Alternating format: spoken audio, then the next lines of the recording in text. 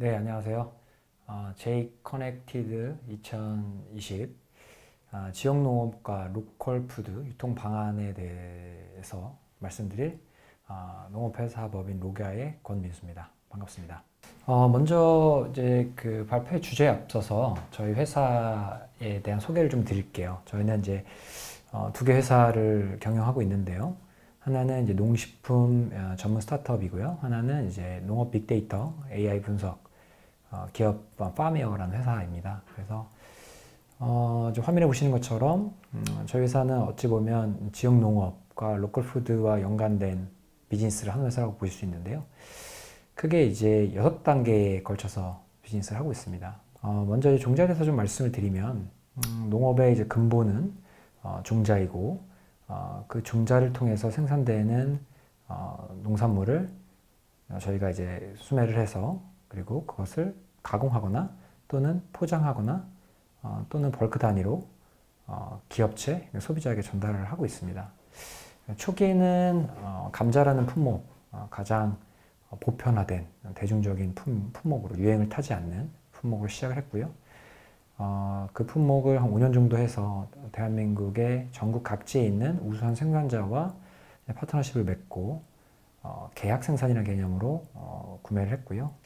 기존에 있었던 어떤 계약 재배의 단점을 보완해서 저희가 단순하게 그냥 가격만 제시하고 수량만 제시하는 것이 아니라 생산자가 생산하고 있는 어떤 농산물의 효율성을 높이기 위한 일들을 저희가 직접적으로 참여해서 생산량 안정성을 높이고 어떤 시장의 폭락에서도 문제가 없는 그런 구조를 만들었고요. 결국에는 제가 생각하는 이 농업에 대한 핵심은 우수한 생산자라고 생각합니다. 왜냐하면 제한된 면적 그리고 제한된 그 농업 인구에서 결국에는 우수한 농산물을 생산하는 것은 결국에는 우수한 생산자거든요. 그래서 저희는 그러한 우수한 전국 각지의 생산자들을 확보하는 데 주력을 했고요.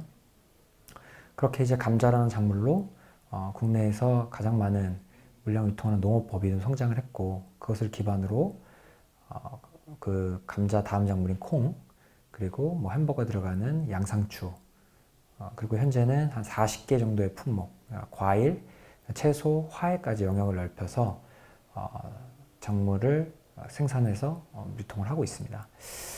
그리고 이제 거기서 이제 파생된 상품으로 국산 농산물을 활용한 가공 상품들을 여러 개 출시를 하고 있고요. 그러니까 대륙 국가와 경쟁할 수 없는 가격 구조를 갖고 있는 국산 농산물을 해외로 수출하는 것이 우리 농업이 가야 할 길인데 단순 농산물로는 한계가 있다라고 판단을 했고요. 그래서 그러면 국산 농산물을 활용한 가공 상품을 만들어서 국내 시장에 국내 소비자들에게 런칭을 제안을 하고 그리고 그 외로도 수출할 수 있다면 상당히 저희 회사나 또는 국가에 또는 농업에 큰 의미가 있겠다고 생각했고요. 실제로 총 한 8종의 농산물, 국산 농산물을 활용한 가공 상품을 만들었고 그 중에는 미국, 영국과 같은 해외에도 수출한 상품들이 있고요. 안타깝게도 코로나 때문에 수출에 대한 부분이 지금 현재는 잠시 이제 상승세는 아니고요. 보합세이고요.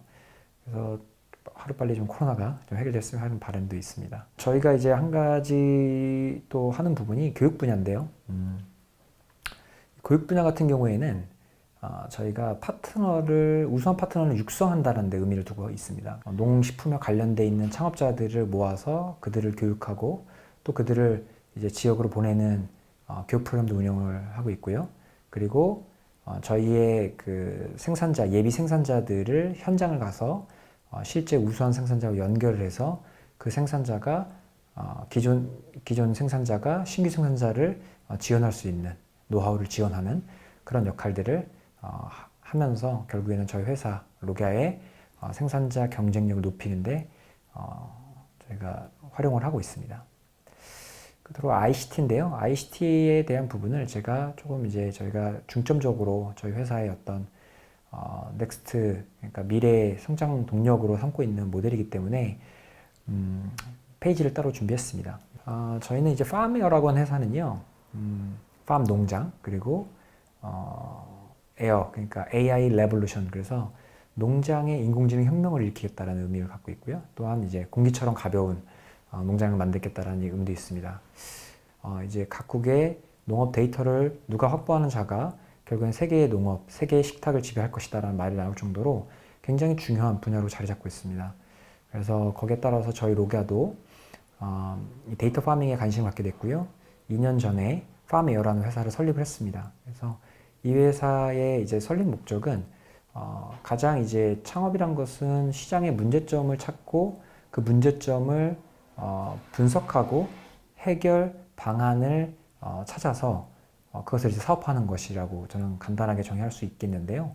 그래서 저희가 화면에서 보시는 테란이라고 하는 사이트를 런칭을 했습니다. 그래서 이 테란이라는 사이트는 국내 농산물 종합 가격 정보를 분석하고 가격 흐름을 예측하는 농산물 가격 정보 사이트이고요. 테란의 뜻은 땅이라는 뜻의 테라와 네트워크의 N을 담아서 땅을 네트워크한다라는 의미를 담고 있습니다. 그래서 이 사이트에서는 농산물 각 품목별로 각 산지의 생산량과 거래량, 그다음 실시간 도소매 거래 가격, 미래 가격 예측 정보 등을 확인할 수 있습니다. 현재 이 서비스는 우리 국내 그 경제지 중 한 곳인 한국경제신문과 함께 서비스를 하고 있고요. 관심 농산물이 주로 거래되는 도매시장 어딘지, 어디에서 주로 생산되는지, 현 시세는 어떠한고, 향후 시세는 어떻게 될 것인가를 통해서 작물 매매 결정을 의사결정을 돕는다라고 보시면 되겠습니다. 두 번째로 만든 것이요. 우리 코스피 코스닥 하면은 우리나라 경제에 되게 중요한 지표이잖아요. 농산물도 그런 것이 필요하겠다라고 생각을 했습니다. 그래서 국내 농산물 가격 흐름을 한눈에 볼 수 있는 대한민국 대표적인 농산물 가격 지수를 만들었고요. 그거를 이제 저희가 카피 지수라고 명명을 했습니다. 그래서 Korea Agricultural Product Price Index, 그래서 카피 지수고요. 그래서 정식 명칭은 카피 팜웨어 한국 농산물 가격 지수입니다. 그래서 이 지수는요, 농산물 가격 분석 예측 기업인 저희 팜웨어가 작성을 하고 한국경제신문이 발표하는 국내 최초의 빅데이터 인공지능 기반 농산물 가격 지수고요. 이것은 이제 네이버 지식백과에도 등재가 되어 있기 때문에 우리가 한국경제신문, 그다음 네이버 팜에서도 확인을 하실 수 있습니다. 자, 그러면 이제 저희가 좀 본격적으로 들어가서 우리가 지역 농업과 어떤 로컬 푸드, 결국에는 거기에 가장 본질 그리고 가장 근본적인 것은 농업입니다. 결국에는 농업이 우리가 성장을 하고 농업에 많은 자금이 몰리고 그리고 농업을 우리 국민들이 굉장히 소중하다고 인식했을 때 결국에는 지역 농업과 로컬 푸드가 함께 성장할 수 있다고 보고 있고요. 근데 현실은 우리 농업 현실을 잠시 돌아보면요. 농촌을 유지하고 그다음에 농업을 유지하는 우리 농업 인구가 10년 전에 한 300만 정도 계셨어요. 근데 지금은 220만 명 정도입니다. 10년 사이에 80만 명이 줄었고요. 지금도 매년 8만 명씩 감소하고 있습니다. 또 중요한 것은 65세 인구가 40% 이상으로 상당히 고령화되어 있는 시장이에요. 그런데 이 농업이라는 시장에서 우리가 시장 규모로 보면요, 농업 생산액만, 그러니까 뭐 시장 가격, 소비 가격 시장 말고 생산액만 따졌을 때 한 30조 규모의 굉장히 큰 시장입니다. 되게 아이러니하죠. 남들은 이걸 사양사업이다, 하양사업이라 얘기하지만 저는 그 반대로 생각하거든요. 왜냐면 시장 규모는 어마어마하게 큰데 거기에 종사하고 있는 사람들은 줄어들고 있다. 그리고 굉장히 현재까지 발전이 없는 그런 산업이기 때문에, 없었던 산업이기 때문에 문제점들이 굉장히 많다는 거죠. 그러면 시장 규모가 커서 내가 돈 벌 수 있는 그릇이 굉장히 크고, 그리고 거기다 문제점들이 너무 많으니까 해결할 방법도 너무 많이 있겠죠. 그렇게 역으로 생각하면 이 농업은 굉장히 매력적인 그런 산업이다라고 생각을 합니다. 많은 기업들이 지속 가능한 것에 대해서 굉장히 고민하고 계속 변화하고 있어요. 예를 들어서 현대자동차가 제조사에서 모빌리티 기업으로 이제 성장하겠다라고 발표를 한 것처럼, 또는 삼성전자도 처음에 뭐 반도체로 지금 굉장히 성장을 하고 있지만 다양한 비즈니스 모델을 계속 하고 있죠. 10년 전에 있었던 10대 기업들이, 각국의 10대 기업들이 지금은 5개 정도는 거의 없어진 회사도 있고요. 그렇게 보면 기업이나 산업이나 결국엔 지속 가능한 것은 굉장히 중요하다라는 거죠. 근데 우리 이 농업을 한번 보면 농업과 관련된 식품까지 영역을 보면요. 변하지 않았다는 거예요. 그 변하지 않았다는 거는 단점일 수도 있지만 굉장히 훌륭한 장점일 수 있죠. 왜?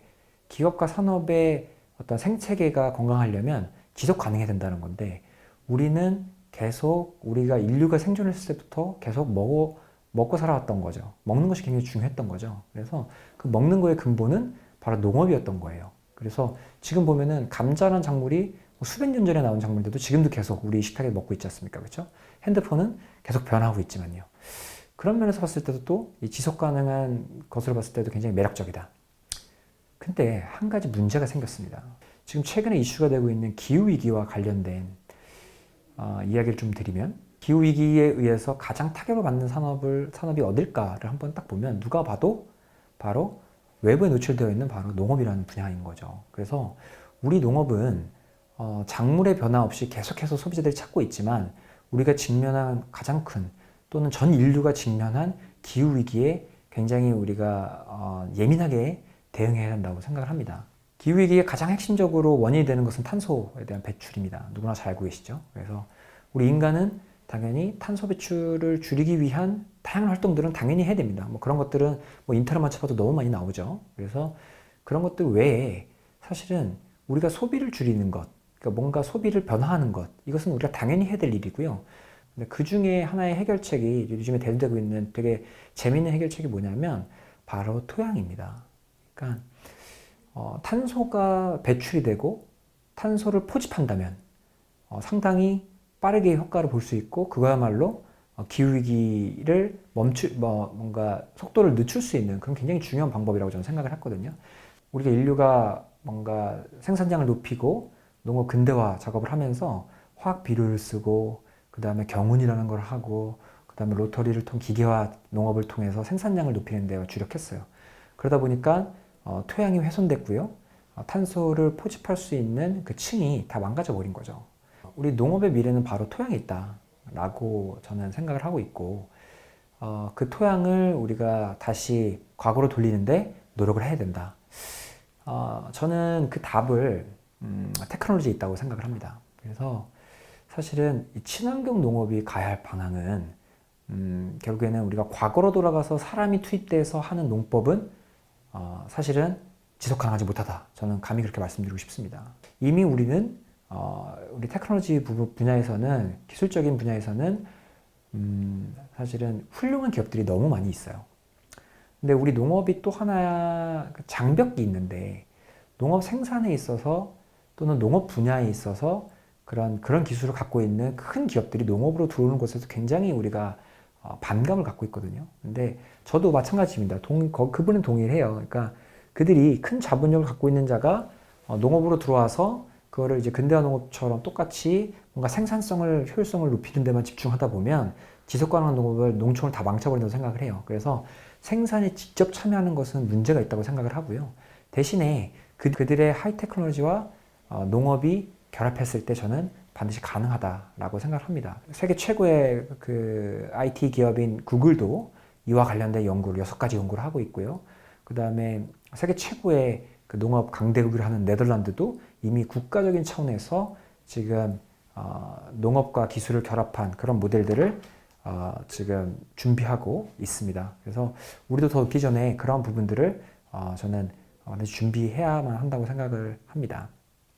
결국에는 제가 정리를 하면요. 지역농업과 어떤 로컬 푸드에 대해서는 결국에 본질은 생산자다. 그러니까 결국엔 농업이고 그게 농촌이다라는 거고요. 국민적인 인식에서 갖고 있는 것이 되게 중요하고요. 결국엔 농산물이 쌀 때는 누군가가 어떤 생산성이 안 좋아져서 농가가 손실을 받기 때문에 가격이 비싼 거예요. 그리고 가격이 너무 쌌을 때는 우리가 가격이 하락했을 때는 너무 과잉이 된 거죠, 생산이. 그럼 과잉이 되니까 가격이 내려가니까 생산자는 또 역시 손실을 본 거거든요. 우리 국민들의 인식이 농산물이 비싸면 우리 농촌이 많이 힘들겠구나 라는 그런 마음가짐을 가졌을 때 자연스럽게 우리 국가의 어떤 근간이 되는 농업이 환경이 살아날 수 있다고 생각해요. 생산자를 살리는 것에서 굉장히 중요한 것은 여러 가지가 있겠지만 크게 두 가지로 한번 요약을 해봤습니다. 하나는 지역 내 소비인데요. 이 지역 내 소비라는 것은 우리가 지자체, 그리고 거기에는 외식업체, 그리고 뭐 급식을 하는 업체들이 함께 힘을 모아서 그 소비를 저는 리드해야 된다고 생각하는데, 그러기 위해서는 그 업체들이 비즈니스로 하기에는 상당히 애로사항이 있어요. 그러니까 왜냐면 한 예로 제주도를 예를 들면 제주도 농산물은 기타 지역보다 농산물 가격이 굉장히 높습니다. 지역적인 특성 때문에. 근데 그것들을 계속 그들이 쓰게 되면은 상당히 비즈니스 차원에서 비용적으로 바람직하지 않죠. 그래서 그런 것들을 소비하기 위해서는 또 하나의 기능이 필요한데, 그게 이제 물류 기능입니다. 그 부분들을 장기간 저장할 수 있는 공간이 필요한데, 그런 공간들을 그런 비즈니스를 하는 분들이 뭐 투자를 하거나 했을 때 손익을 내기가 어렵죠. 그래서 그런 부분들은 결국엔 지자체가 들어가주고, 그 다음에 지역 내 소비를 했을 때 어느 정도의 생산자 또는 그 구매하는 자에게 뭔가 인센티브를 준다면 그런 활성화가 전 가능할 거라고 좀 보고 있고요. 그 외의 농산물들은, 많은 양의 농산물들은 답은 결국에는 계약 생산에 있다고 봅니다. 말씀드린 것처럼 농업 농촌의 핵심은 생산자고, 그 생산자의 체력을 건강하게 하는 것이 우리가 로컬 푸드는 지역 농업을 모든 것을 이제 우리가 안정적으로 만드는데 가장 본질적인 요인이라고 생각하고요. 그러기 위해서는 많은 참여자가 이 역할을 해줘야 되는데, 첫 번째로는 국내 기업입니다. 그러니까 국내 기업들은 특히 제조사들인데요. 제조사들은 식품을 가공할 때 농산물들을 많이 활용하고 있어요. 실제로 해외의 경우에는요, 전체 농산물에서 한 30%를 계약 생산하고 있습니다. 근데 우리는 거의 절반도 안 되죠. 그 이유 중 하나는 거기는 이제 대륙 국가고 농산물 가격이 비교적 안정적인 데 반해서 우리는 그 국가 대비해서 뭐 중국, 뭐 캐나다, 미국, 그 다음에 호주 같은 국가들 대비 농산물 가격이 비쌀 수밖에 없죠. 그렇지만 국산 농산물을 사용해서 가공상품을 만든다는 건, 뭐 일례로 뭐 빙그레의 뭐 흑임자 비비빅이라든지 이런 상품도 굉장히 히트됐거든요. 그 다음에 뭐 스타벅스의 국내산 쌀로 만든 라이스 칩이라든지, 결국에는 그 제조를 했을 때 그 소비자가 느끼는 어떤 체감하는 가격은 그렇게 높지 않다는 거죠. 그리고 국산 농산물 썼다는 것에 대해서 우리나라 소비자들이 약간 신뢰를 갖고 있고, 그 다음에 이 농업에 대한 어떤 가치를 우리가 소비한다는 차원에서는 상당히 마케팅적으로도 훌륭한 포인트라고 보고 있습니다. 두 번째는 이제 국민들입니다. 그러니까 국민들도 다양한 이제 뭐 요즘에 많은 것들이 생겼어요. 와디즈나 뭐 그런 채널들처럼, 농사 펀드나 이런 데들처럼 우리가 계약 생산이라는 걸 하고 있고 정기 배송이라는 것들을 하고 있는데, 일례로 뭐 제가 너무 좋아하는 토마토 중에 이제 영월에 있는 원숭이시가 생산하는 그레도팜이라는 데가 있는데, 그 그레도팜 같은 경우에도 상당히 제가 앞서 말씀드렸던 그분은 너무 훌륭한 게 어떤 기후 위기에 대한 정말 그 대응도 선구자적으로 하고 계시고, 그리고 거기에 나아가서 정말 트렌디한 어떤 디자인과 그 다음에 어떤 마케팅 방법으로 없어도 못 파는 그런 토마토가 됐거든요. 그리고 이제는 정기 배송을 통해서 소비자들이 어떻게 보면 그 가격은 토마토의 상승, 가격 상승 하락에 상관없이 가격이 굉장히 일정하게 가공상품처럼 이렇게 판매를 하고 있어요. 그러면서도 지금 아마 소득도 우리나라 국내에서는 토마토 농가 중에 평당 소득이 가장 높은 걸로 알고 있고요. 결국은 그러한 사례들이 있는 것처럼 우리 국민들이 그러한 농산물을 실제로 우리가 미리 가격을 지불하고 어느 펀드 형태의 그런 농산물들을 투자를 하고 소비를 한다면 우리 농촌과 그 다음에 우리가 가고자 하는 휴양지가 굉장히 아마 건강해질 거다라는 생각을 갖고 있습니다. 또 하나의 어떤 대안 중에 하나는요, 저는 파머스 마켓이라고 생각해요. 그러니까 결국에는 우리 제이 커넥티드 데이는 이제 제주도를 중심으로 하는 거니까 제주도를 중심으로 말씀을 드리면, 우리 제주도는 아마 인구가 예전에 57만에서 아마 지금은 20만 정도 더 늘어난 거, 70만이 넘는 걸로 알고 있습니다. 굉장히 지역치고는 굉장히 크게 성장한 거고, 관광객은 당연히 국내에서 1등이고 해외 관광객도 상당히 제일 많이 가는 그런 관광의 도시이고, 결국에는 그렇게 유입되는 관광객들이 가는 저는 대표적인 파머스 마켓, 이것도 또 하나의 지역 농업을 살릴 수 있는 하나의 방법이 될 수 있다고 생각합니다. 첫 번째는 이제 바로마켓이라는 곳이고요. 여기는 가천 경마공원에서 운영이 되고 있습니다. 경마공원 내에서 경마가 쉬는 날에만 이제 마켓이 열리는데요. 여기는 철저하게 경제성에 초점을 맞춘 마켓입니다. 그래서 친환경 농산물을 정말 싸게 팔아요. 그러니까 어떤 이런 그 프리미엄 상품 농산물을 되게 싸게 파네? 이게 소문이 나면서 지금은 연 매출 140억의 매출을 올리고 있는 파머스 마켓의 대표적인 그런 사례가 됐고요. 두 번째 대표적인 마켓이 이제 마르쉐라는 농부시장이라는 마켓입니다. 여기는 이제 주로 이제 막 돌아다니면서 해화에서도 하고, 그 다음에 왕국에서도 하고, 성수에서도 하는 그런 마켓인데요. 여기는 조금 더 그 바로 마켓하고 좀 다르게 경제성과 예술성을 이제 결합한 이제 그런 모델입니다. 실제로 우리가 자연 농업을 하는 우리 농부들이 직접 와서 그런 농산물들을 소개하고 판매하고 그런 마켓으로, 그 다음에 또 유명 셰프들이 와서 그것을 요리해서 전달하는 그런 훌륭한 대한민국의 대표적인 어떤 그 파머스 마켓으로 자리 잡았습니다. 세 번째는 리버 마켓이에요. 여기는 아마 제주도에서 가장 벤치마킹하기 좋은 마켓인데요. 여기는 어떤 특정 지역에서 딱 그 제한되지 않고요. 공간을 제한하지 않고요. 일주일에 한 번씩 계속 이동을 합니다. 어떨 때는 양양을 가고요. 어떨 때는 양평을 가고요. 그 샐러드를 데리고 다니면서 어떤 공예, 예술을 하는 그 공예 작가님들이 하고, 그 다음에 농부들하고, 그 다음에 식품 파는 사람들이 선박자가 이제 같이 모여서, 그 다음에 굉장히 경관이 우수한 곳에서 있으면서 결국에는 사람들이 놀러도 가면서 내가 힐링을 하면서 물건을 구매하고 음식도 먹을 수 있는 그런 공간으로 성장을 했고요. 이 세 가지 마켓의 장점을 결합을 해서 마켓을 연다면 제주도가 갖고 있는 어떤 환경적인 매력, 여러 가지 다양한 매력들을 갖고 있기 때문에 아마 이 세 개의 마켓보다도 훨씬 더 훌륭한 파머스 마켓을 만들 수 있지 않을까 생각을 합니다. 끝으로 저희가 농업의 10가지 중요성을 우리 독일에 있는 국민들이 인식하는 농업의 중요성을 나열을 해봤어요. 그래서 대표적인 이야기들이 있고요. 이것을 우리가 국민들이 이렇게 인식하고 있다는 거죠. 그래서 결국에는 독일의 농업이나 유럽의 농업들이 굉장히 성장할 수 있고 지금 죽지 않고 계속해서 유지되고 있다는 것을 말씀드리고 싶습니다.